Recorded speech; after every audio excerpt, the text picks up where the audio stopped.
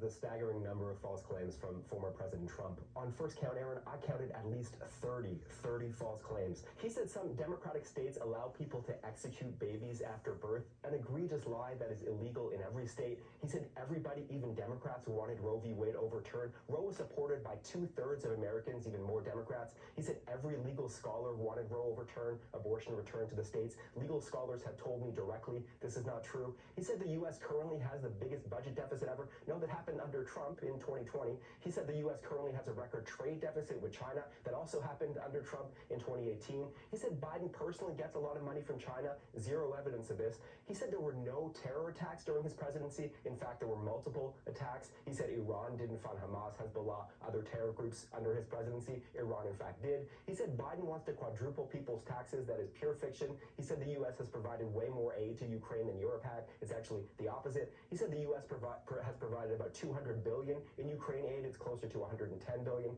He said 18 or 19 million people across the border under Biden. That is millions too high. He said many of these migrants are from prisons or mental institutions. His own campaign cannot corroborate this. He said Biden has only created jobs for illegal immigrants. Total nonsense. He said Nancy Pelosi turned down his offer of 10,000 National Guard troops on January 6th. There's no evidence she even got such an offer. It was the president, not Pelosi, who had the power to deploy the D.C. Guard. He said Pelosi now acknowledges she turned down the troops. No, her office tells me this claim is still a lie. He said he deployed the National Guard to Minneapolis in 2020. Actually, that was the Democratic governor. He spoke of, quote, ridiculous fraud in the 2020 election. Zero evidence of any widespread fraud. He said NATO was going out of business before he took office. Completely, clearly absurd. He said the U.S. was paying 100% of NATO before he came along. The U.S. made up about 71% of NATO defense spending, not 100. He said he, not Biden, is the one who lowered insulin prices in Medicare. He did it for some seniors, but Biden did it for far more. He said Biden indicted him. Again, no evidence Biden has had a personal role in any of these 4 prosecutions.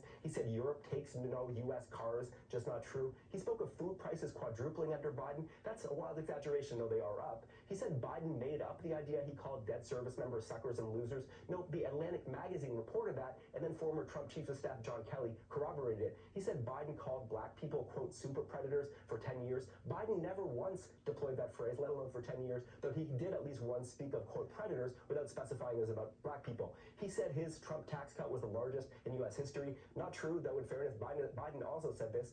Trump said China and others stopped buying from Iran under him. China never stopped. He revived his pet lie, I don't know how many times I've done it, that he signed the Veterans Choice Program into law. Barack Obama did that in 2014. Trump signed an expanded version in 2018. And finally, Trump said Biden got rid of that Veterans Program.